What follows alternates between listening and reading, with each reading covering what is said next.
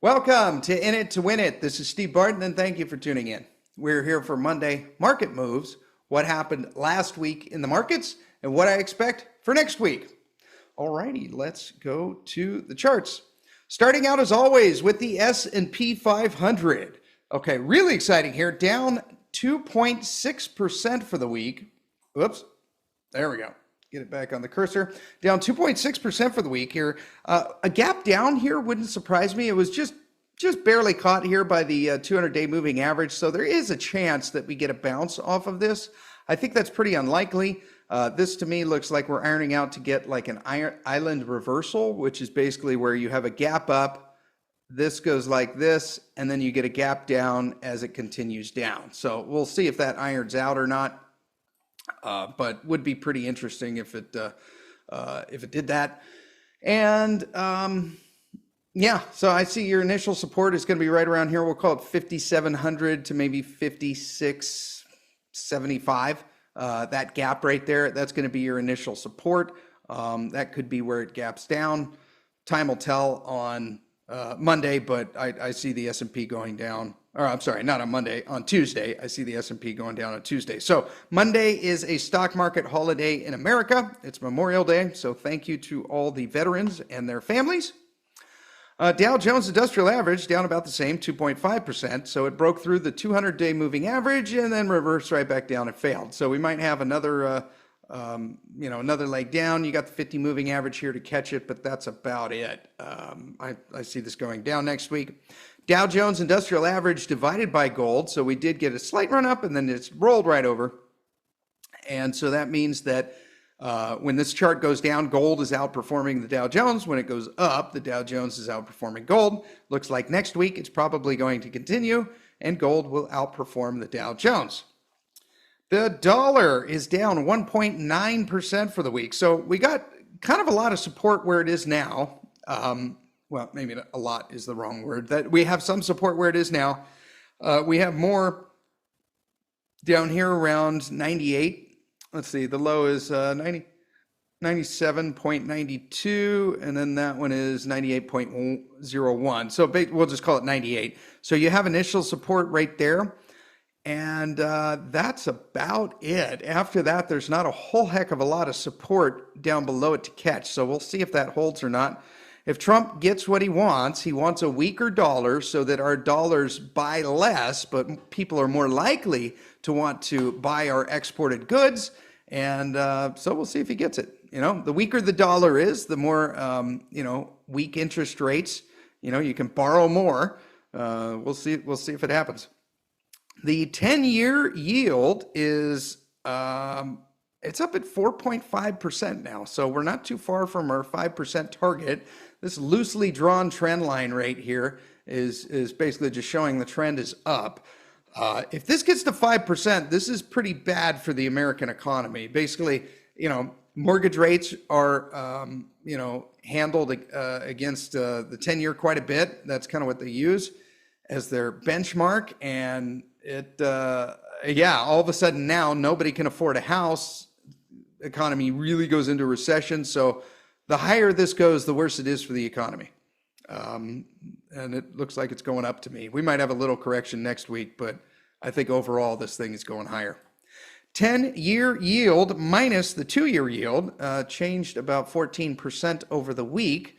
So 10-year is still paying 0.51% more than the 2-year yield, which is what should happen. The government should pay you more for lending them money for a longer duration time than a short duration time. And next week we have two guests. We've got John Williams, founder of Shadow Stats, Shadow Government Statistics. He's an economist known for exposing discrepancies in official U.S. economic data. So wait a minute, Steve, you're telling me that the Bureau of Labor Statistics and the Federal Reserve are less than truthful? I don't believe it. Well, what he does is he takes things like the CPI, GDP, unemployment, statistics like that, and he calculates them using the formula that they used like pre-1980. After 1980, they started juicing the numbers so that they could say that the economy looked really good when it actually didn't, right? And since then, they've just been using those numbers and they've been adjusting them ever since. Well, he takes the old numbers and he gives you that. And so I think you get a much more accurate idea of what the CPI and what GDP and like that is. I interviewed him once about 4 years ago, and I'm looking forward to this, to interviewing him again. So longtime listeners may remember that interview. We also have Peter Greenwich. You guys know Peter, 40 years in the business, famous for his Battle of the Ages prediction, which we are watching play out in real time. Make sure you submit your questions in the community tab for Peter and for John Williams, or just join the newsletter and there'll be a link right in there. And Wednesday, I'll be in the Rule Classroom, and you can ask me any companies, any you want. We'll pull them up on the charts in real time, so make sure you join the Rule Classroom. There is a link down below for that, and it is my favorite price. It's free. All right, 1 month Treasury is still paying 4.3%, although I think after our next Fed meeting, that's probably going to change. And the LQD puts are down about 0.8% for the week. Really like to get more, but I checked the price on these and they've just gotten expensive. So we need to see this shoot up. We might get lucky here and we might get the loosely drawn bull flag here. But if this does go up, I will be buying more. This is an excellent hedge to the stock market going down. And the US dollar divided by the Canadian dollar, the US dollar actually lost quite a bit of purchasing power in relation to the Canadian, well, not a whole lot, like 0.01. It looks kind of dramatic on this. But anyways, it broke down below farther than I thought. So next support level is going to be down here at 1.36. Getting pretty oversold in the RSI, MACD, although it could go lower, and this is where I would look to catch it at 1.36. The Japanese 40-year bond yield is climbing, and just about, 6 weeks ago, it was down at 2.5%. Now it's up at 3.5%. So pretty interesting. Basically, the higher this chart goes, the higher the yields go, mean that people are not buying Japanese government long bonds, and people don't trust the Japanese government. So put that in your pipe and smoke it. The higher this goes, the more in trouble Japan is. And gold is up 5.6% for the week. So pretty interesting here. Got caught here by the 50-day moving average, bounced, and then shot right up. We've got a loosely drawn trend line right here. And I say loosely because we have 1 point, 2 points, and then Friday the close made the third point. So you need 3 points to draw a trend line. We have exactly 3, like where it closed, so we'll see if that holds or not.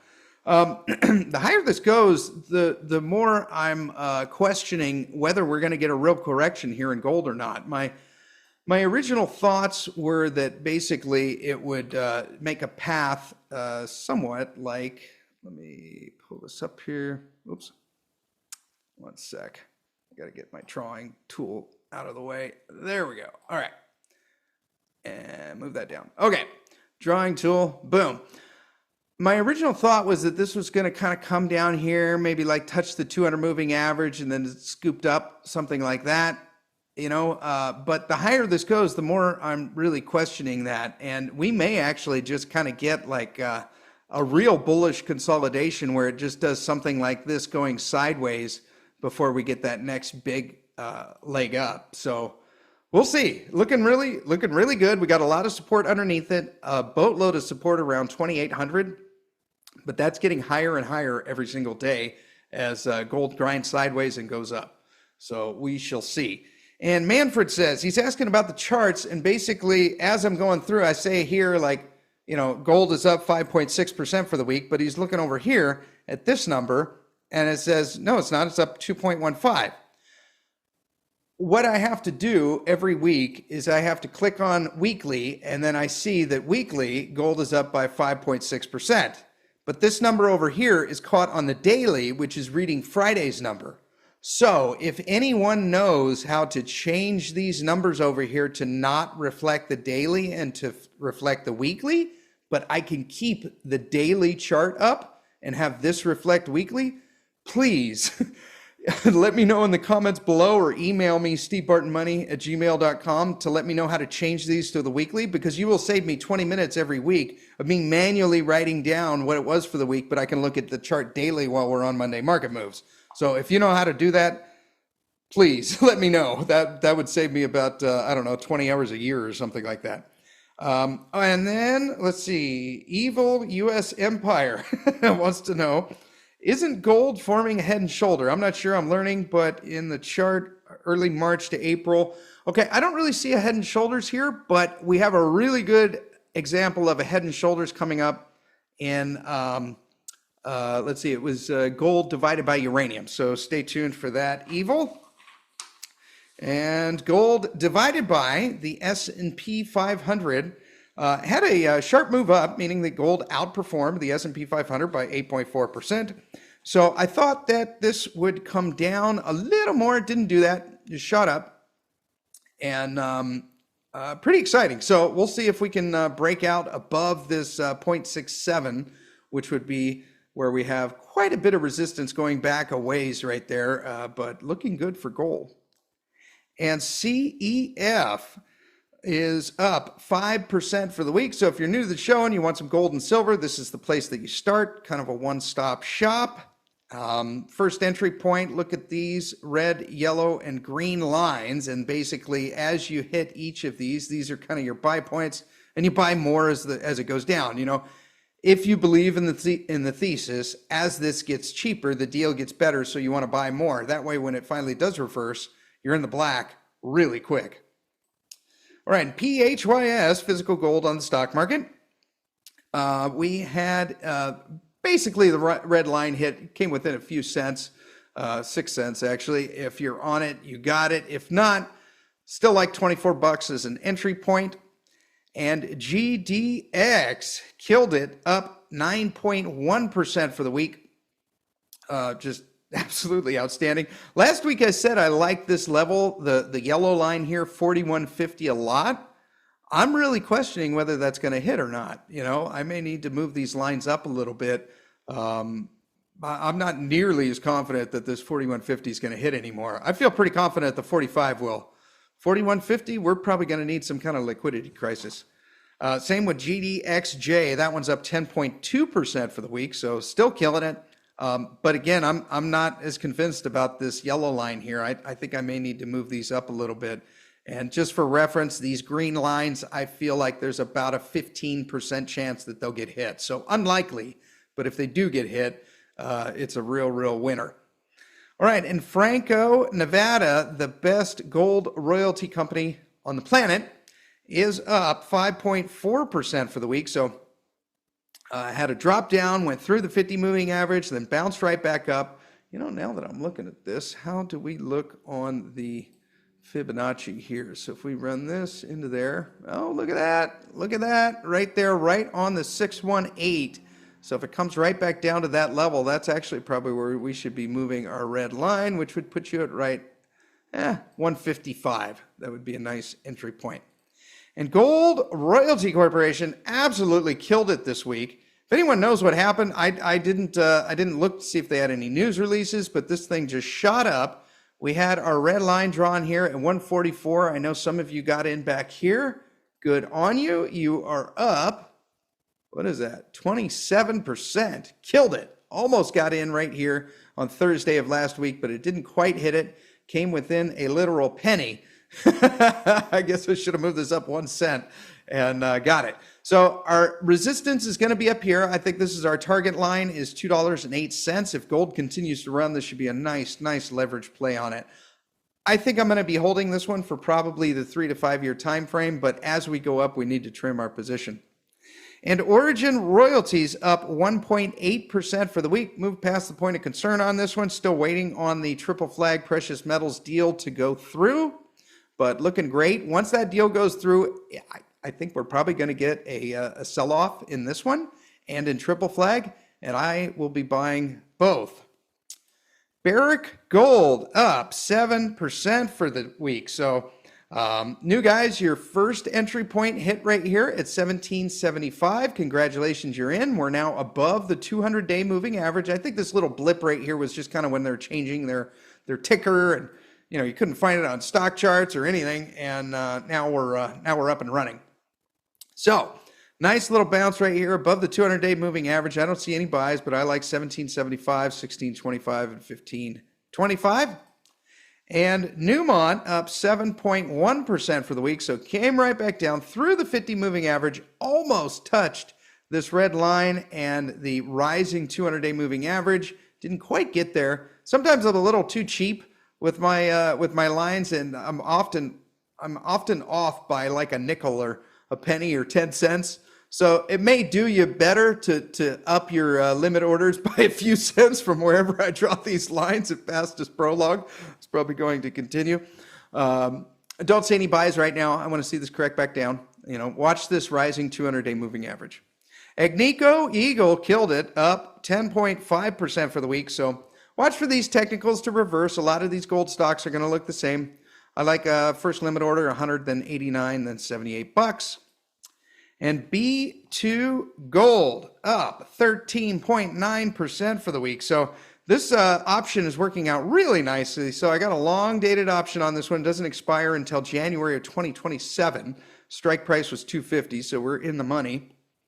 And I initially was thinking this was going to be my profit taking zone. Although since it's such a long dated option, I'm not up a whole lot on it. I mean, I'm up pretty good, but it's not, what are we up on the stock right here? We're up 15%. And basically, there's a couple of catalysts right here, and I think they're coming quickly. So they're moving forward in Mali, and they're waiting on the final permit, which will probably take another couple of months. And once they have that, they can actually start stripping. Now, they got to go through a lot of overburden on this. They got to drag away a lot of worthless dirt that's probably going to take them an entire quarter to do so. So I got a feeling that maybe I'm wrong, but my feeling is as soon as they get approved with their final permit to start mining, I think we're going to get another pop in this stock.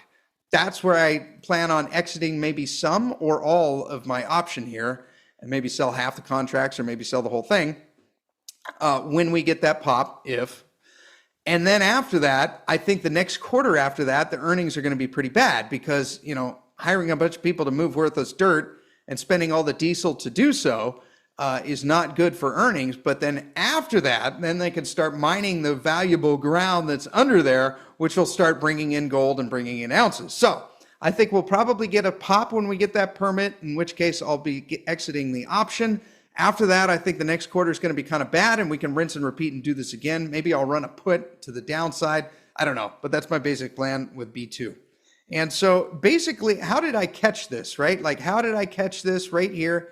How did I know to get in there? I didn't know. I'm just playing probabilities. That's it. It's like you roll a dice, and let's say that dice somehow has 10 sides, and so if it comes up 1 through 7, you win, and if it comes up 8, 9, or 10, you lose, right? Well, you're going to take that bet all day long, and that's exactly what I did here. And this is how I did it: is I just ran a retracement right in the 618 retracement, and right there on the 200-day moving average.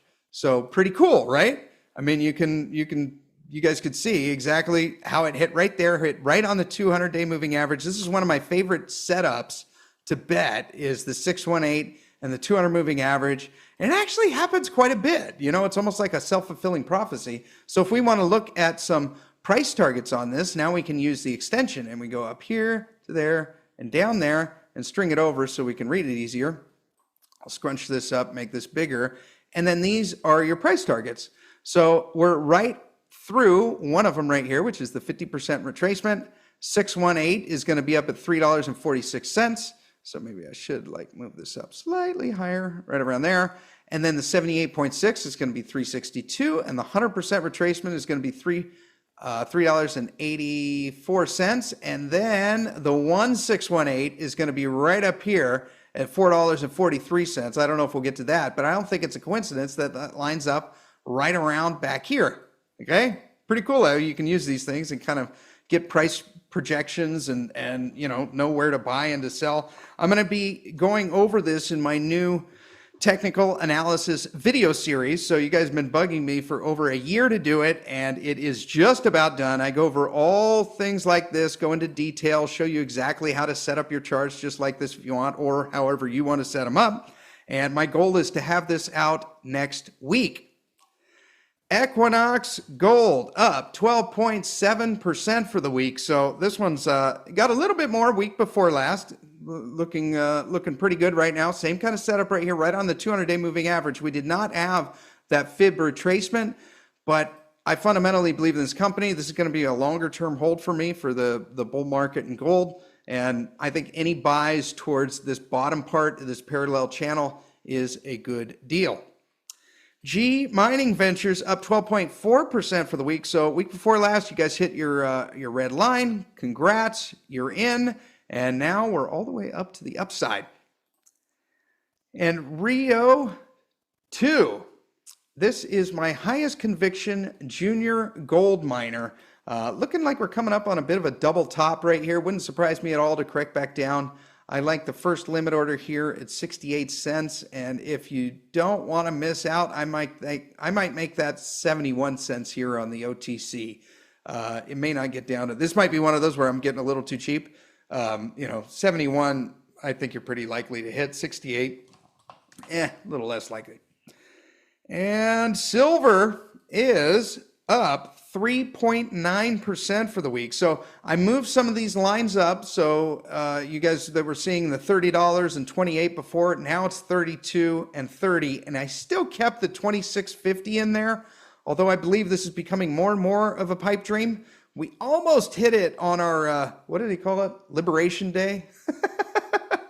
Ironically named. Anyways, we almost hit it on Liberation Day, so that makes me think that it's not impossible, but it's pretty unlikely. I think the 15% would be stretching it. It's probably closer to 5 or maybe 10% chance. Now, I was saying last week, I don't really like this pattern as far as someone asked if it was a bull flag. We'll call it a loose bull flag here. See how it's kind of rounded and like that? I'm not a huge fan of that. I would rather see this part of the flag pop up and then correct back down. And maybe I'm a little bit too much of a perfectionist. But regardless, look at what we have here. We have this was definitely where it was headed. And it is a confirmed breakout right here.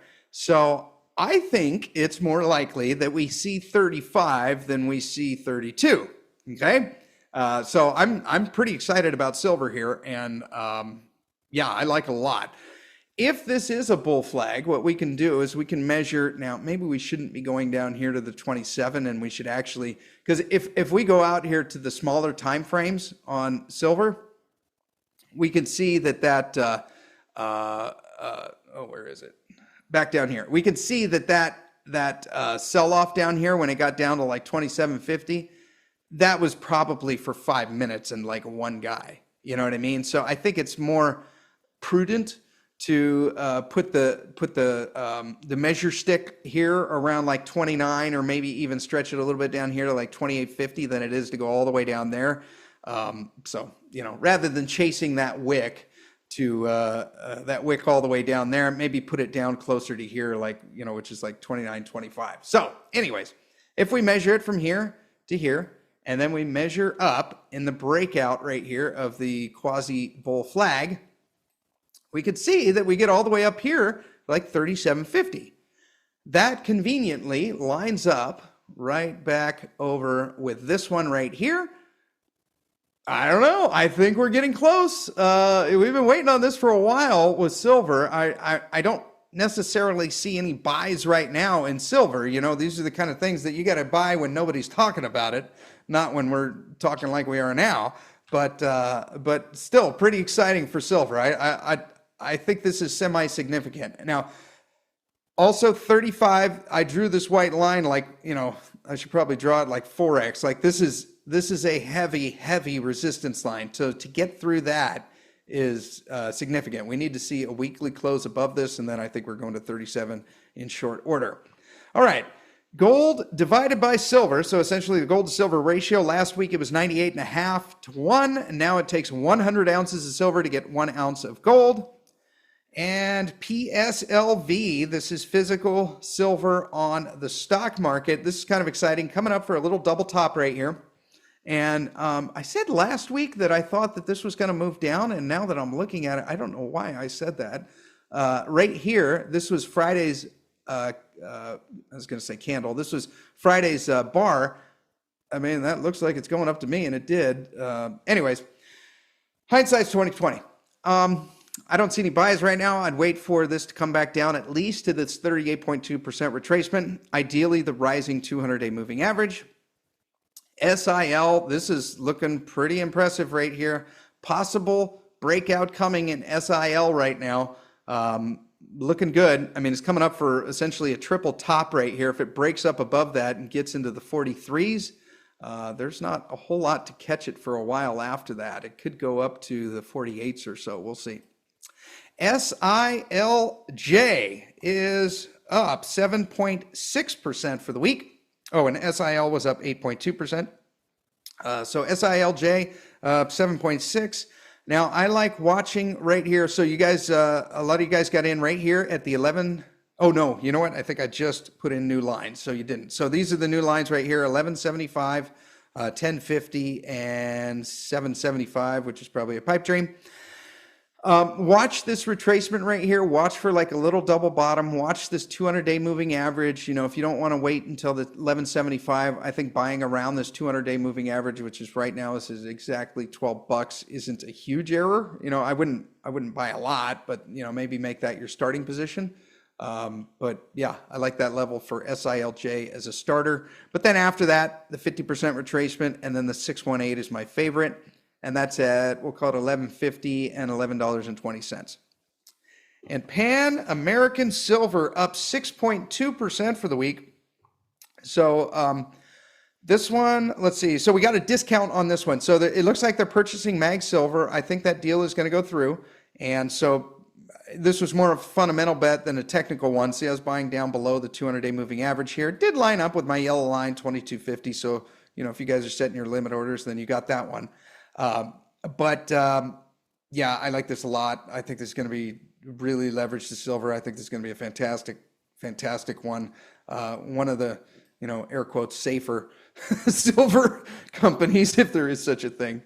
This one I brought up before after the Metals Investors Forum. I like to play these games where you know, when I go to these conferences, I try to find a company or two that I'll bet on and pay for the conference, you know, pay for me and the missus to fly out there, all our food and rooms and, you know, expenses and everything. And last time this was it, you know, I mean, we had a move of 40% or so in just a few weeks. And, you know, so I'm bringing this one up because this one is really leveraged to silver. And now, caveat here, let me go to the financials. Market cap, 57 million Canadian. So what is that in American? Like 45, you know, or less? Most of this, well, a lot of it is held for retail, but 40% of this is unavailable to us. It's, you know, held by guys like Ross Beatty and the insiders of this group. So there's not many shares available. Limit orders only. If you want to play a leverage bet on silver, I think this is a really good one. I've interviewed Joaquin, the CEO. He'll be out at the Rural Symposium, so I'll get to talk to him again there. But, you know, limit orders only. Let this come to you. The last thing we need is a whole bunch of people putting in a bunch of market orders and just driving this thing all the way up to 75 cents overnight, okay? So I like limit orders around these moving averages, you know, 27, 25 cents, somewhere in that ballpark. It'll get there. Just be patient, and limit orders only. All right, so we got the Rules Symposium coming up, and you can stay at the Boca Raton. You don't have to. Some people get Airbnbs, but I like the hotel. It's well worth it. You know, if you just need a break, you can go up to your room, come right back down to the symposium. Use the link down below, and you can get you can book your room for less than half the normal cost. You get sponsored complimentary breakfast and lunch every day by these companies, and they are delicious, by the way. I'm talking like omelets and salmon fillets, not bagels and sandwiches, okay? And you go to breakfast and lunch of these companies, you can ask these guys whatever you want. I would love to see you there, meet you face to face. And remember, only companies that are in Rick's portfolio are invited. Okay, you deserve this. Think of it as like a spa day for your portfolio for 4 days, right?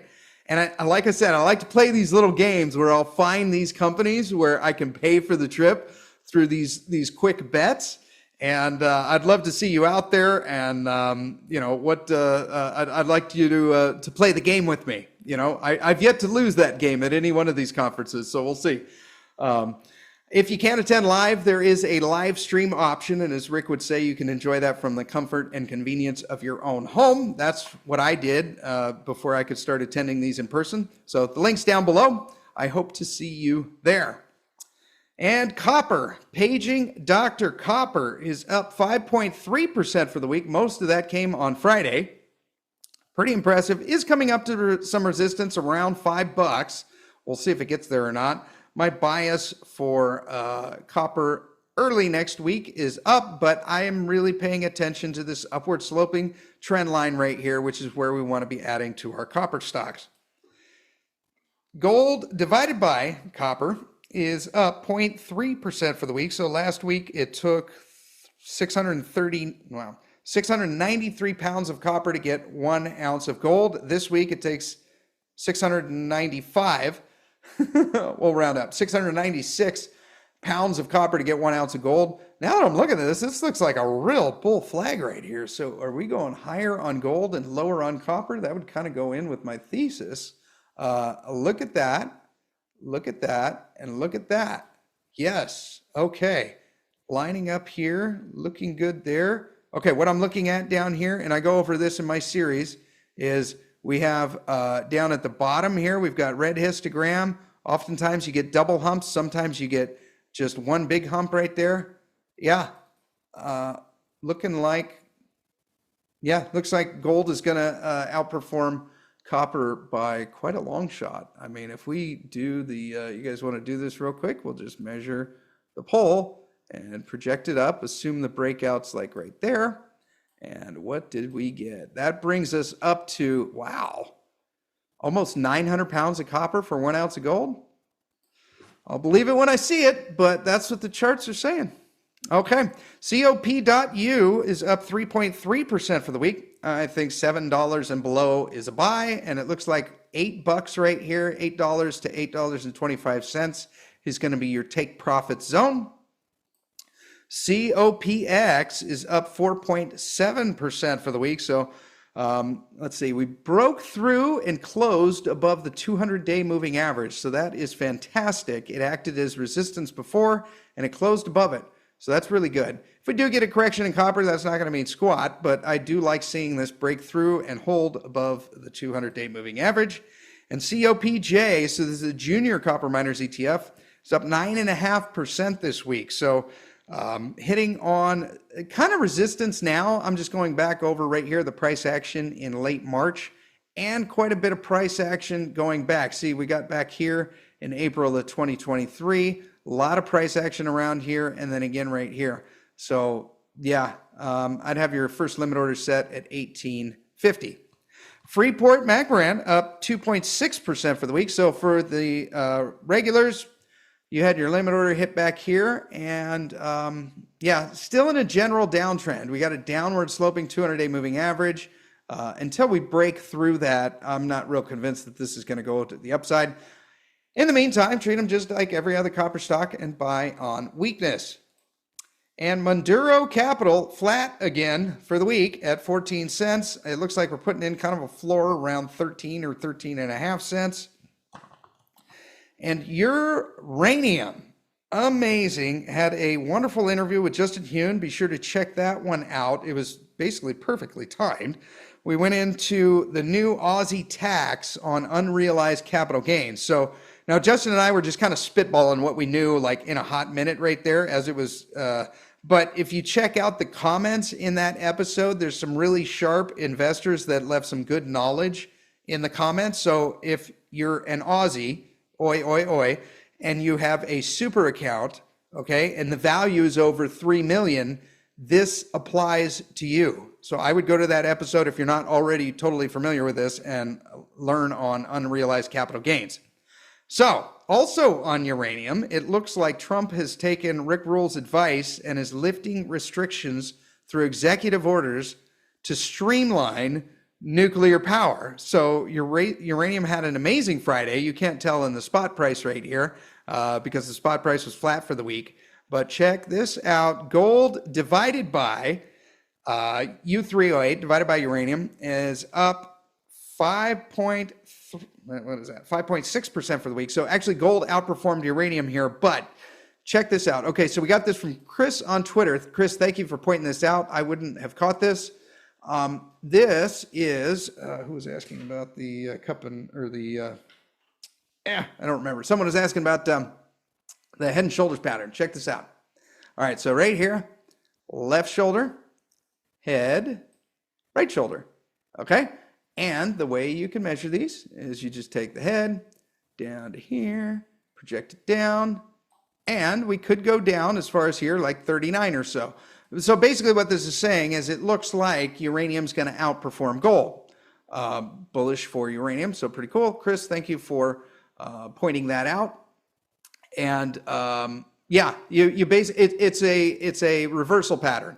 So look, so we got the stock price moving up, then we get the head, we get the shoulder, head, shoulder, and it reverses and starts going down. Okay, it's not a continuation pattern like a cup and handle. Like cup and handle is a continuation, it's going up, then you form the cup, handle, and it continues going up. This is a reversal. So it goes up and then goes back down. Okay? Oh, another thing too, this line has to be horizontal or sloping up on a head and shoulders. On an inverse head and shoulders, your basically stock price is going down.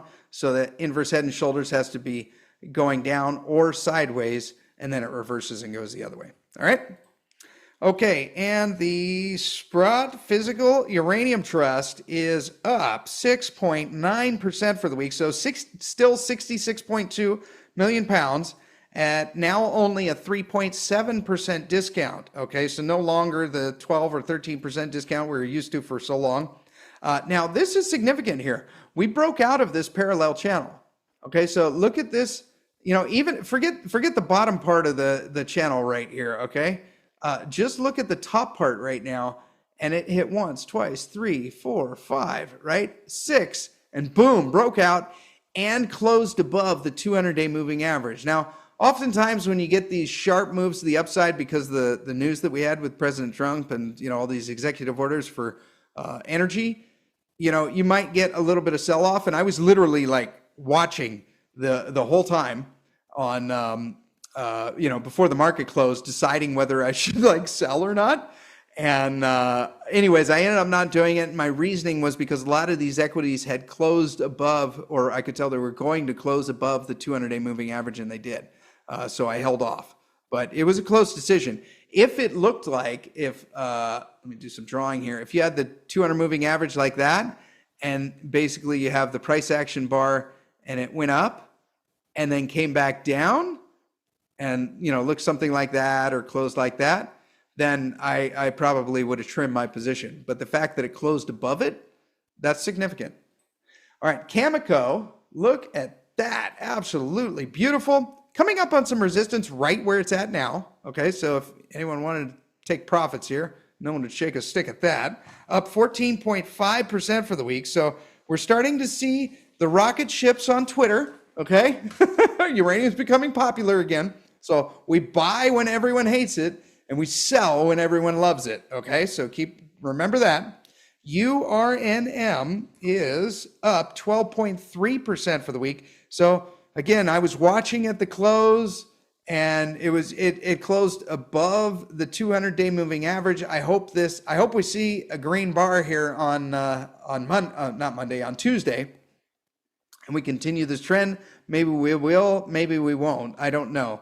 But, you know, when it's as loved as it is and you got all this positive news, sometimes you got to take a little profits.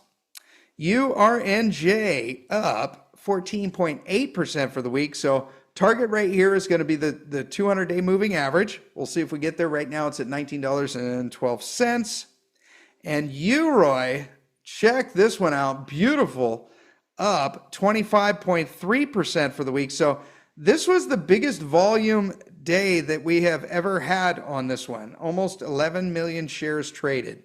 So a lot more buying than selling.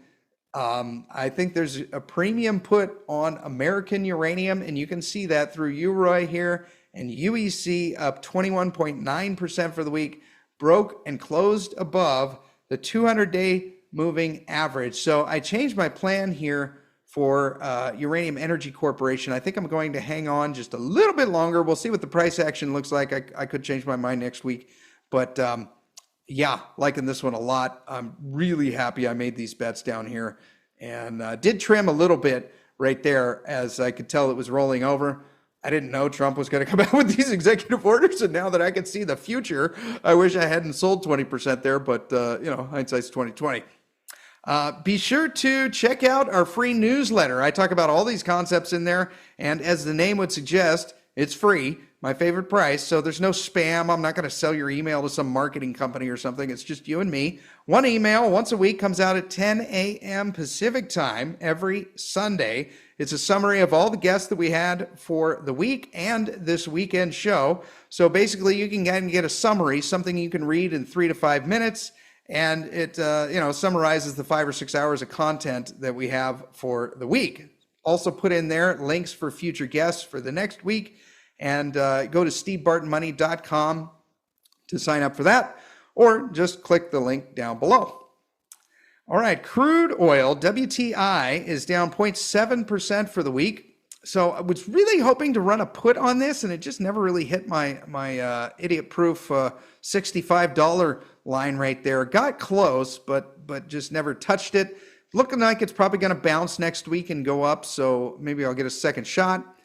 Brent up 0.2% for the week, and gold divided by crude oil took 51 barrels of crude oil to buy 1 ounce of gold last week. Now it takes almost 55 barrels of oil to buy 1 ounce of gold.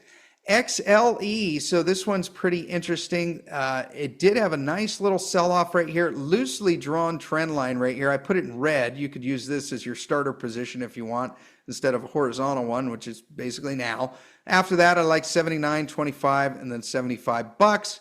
And this is how I was going to short it. And you could see if I was really on it, that was Friday, I would have already captured 5% or so.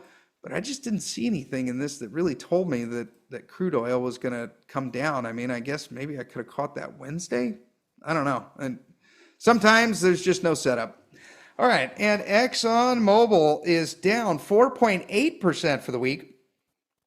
So got a little more ExxonMobil, came right in there on the 103 line. So that's where we got the red line drawn. That's where I bought.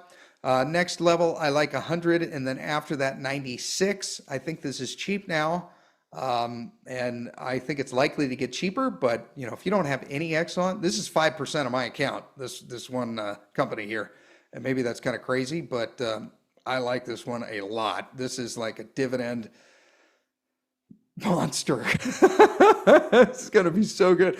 The best trade, I should probably say bet of my life, was when oil went negative during COVID. And I got all these oil stocks, and the dividends that I get from those, I don't ever care about the price of gasoline again. Okay. I think we're approaching a moment like that with oil now. Okay, I don't think we're quite there yet with it. I think we're probably going to get more sell-offs, but some of these oil companies are getting super, super, super cheap. Chevron is another one. I like the deal now. I changed, this was a green line. Like, I think it's a good deal now. I don't know that this red, yellow, and green line is reflecting like how good of a deal I think this is, but I wanted to put in 3 entry points and the odds of them getting there. Like, I think oil's going down, and I think there actually is a 10 or 15% chance that we could see 115 on Exxon. I'm sorry, on Chevron. Okay, so 135, then 125, then 115. And Canadian Natural Resources is up 1.1%. Oh, Chevron was down 3.9. Canadian Natural Resources still in a downtrend, downward sloping 200-day moving average. Probably going to run a put there.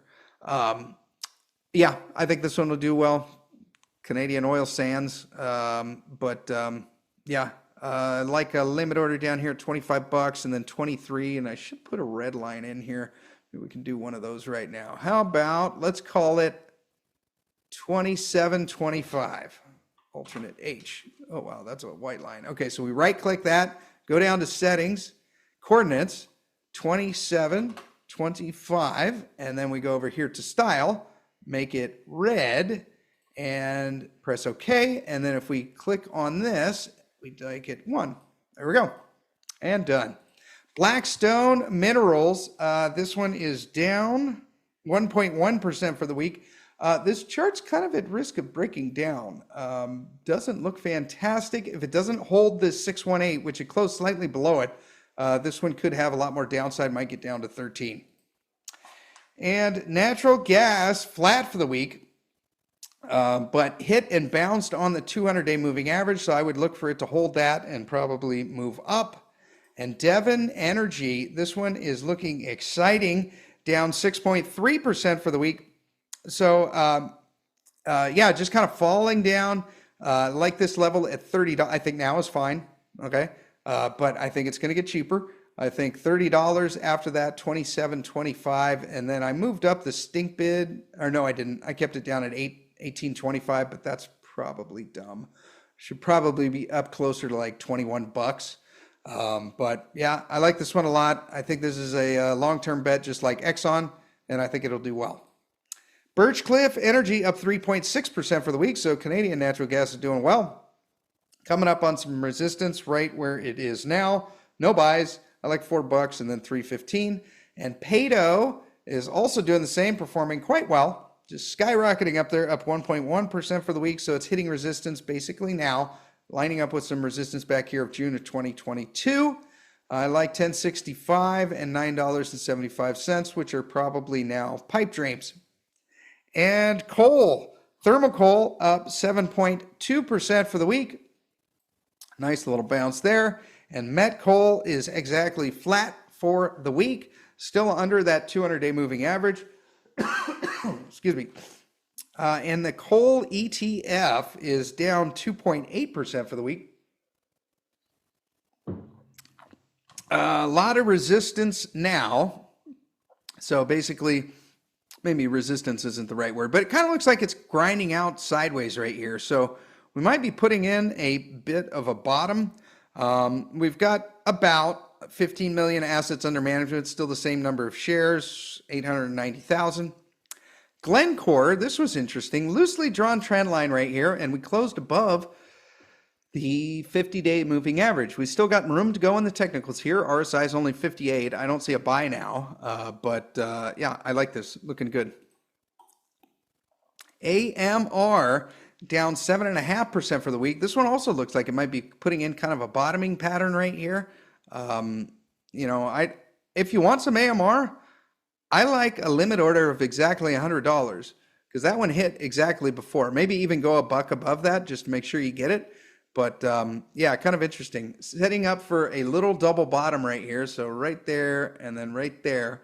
Might not be terrible to get it now, but I think you could be a little bit cheaper and wait for it to sell off a bit. And BTU down 5.4% for the week. So I've just been waiting on a pattern to trade this one. I haven't had one since November last year. Not one that I could catch anyways. Interesting retracement right here. We're right on the 38.2, and then we got a reversal bar to the upside, also hitting on the 50-day moving average.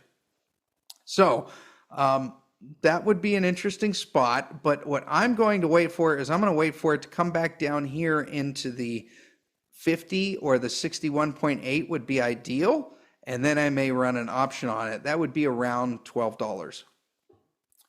And platinum, finally, look at that, up 9.9% for the week. So thank you, Patrick, for the idea. I reached out to the people at the WPIC, which of course stands for the World Platinum Investment Council. They agreed to come on the show. We just have to iron out a day, but finally got to move up in this thing. The only thing I could find online, let us know what you guys find in the comments down below. I found that there was like Chinese demand for jewelry. I mean, it seemed kind of odd. You know, they bought like, I think it was like 10,000 tons or something. I can't remember what it was. But anyways, China bought up apparently a lot of platinum. I guess they saw that it was a deal and they wanted. Now, it is up here where it was a year ago.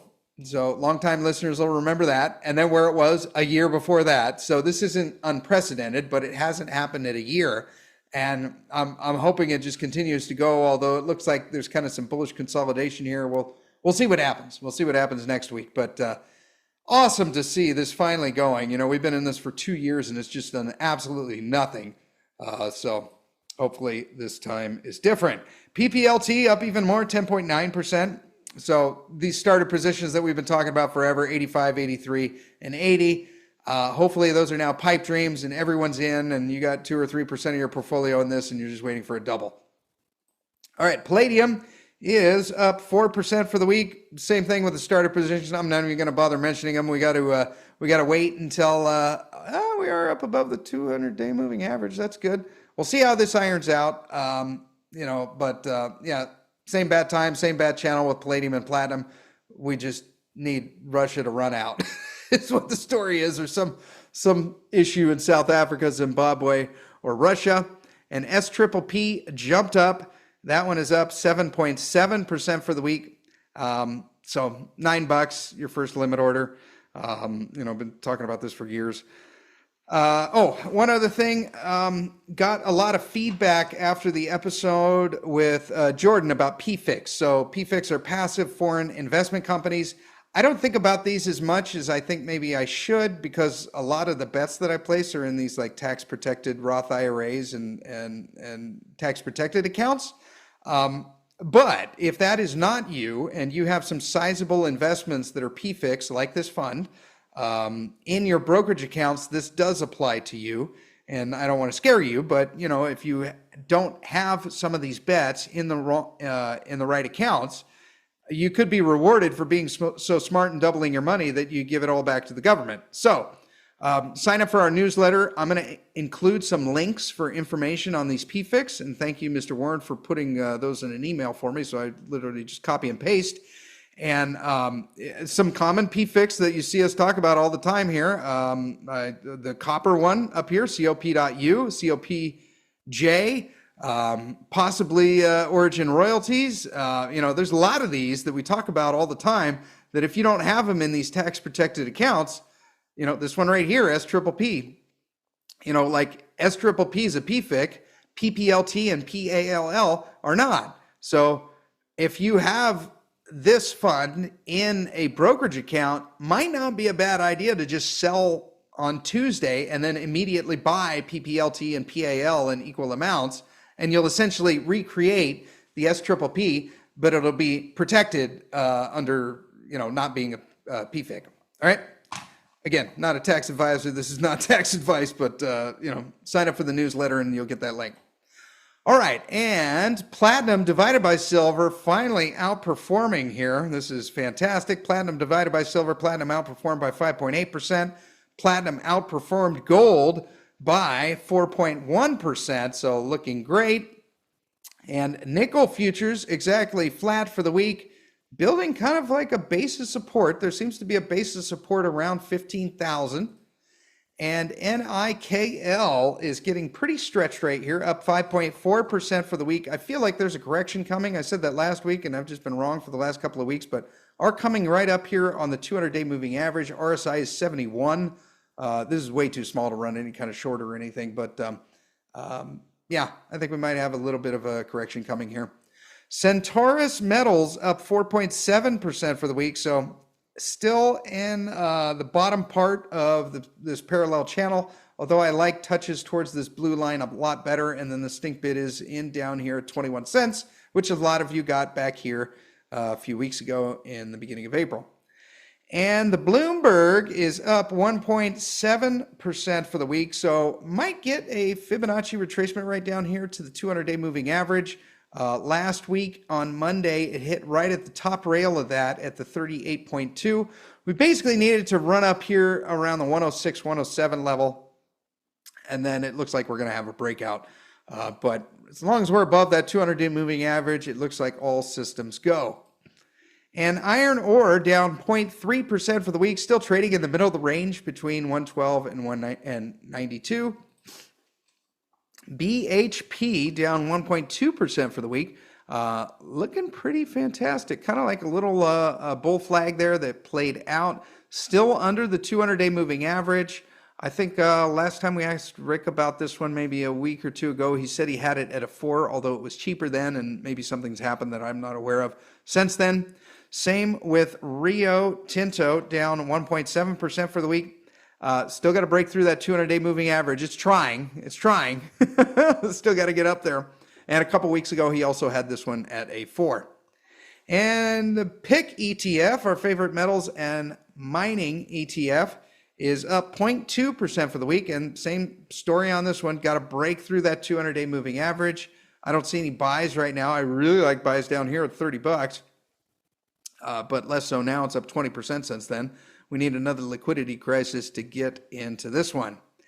And Bitcoin is, as of this moment, it is up 2.2% for the week. So had just a series of little tiny bull flags here just playing out. This one is looking fantastic. We have a new all-time high in Bitcoin of exactly 112,000 to the penny. So one guy must have typed that in and hit enter, and someone else sold it to him.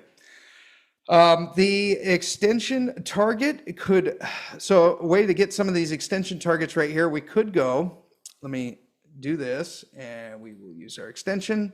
We'll go from, we'll do the cup and handle. So bottom of the cup to the top right part of the cup, right? And then we'll just extend this over to the breakout, and we can get how do I do that? There we go. All the way up. We could get up to about 130,000-ish or so. That would be the cup and handle breakout. That's a little ways from where we are now. Another way we could measure this would be with the extension tool. So we take the Fibonacci extension. We could run this from here to here and down. And we'll do it right around there. Now we're right about the 100% retracement right there at the 108 level. The 1618 would bring us up to 143. That could be one level that we could hit.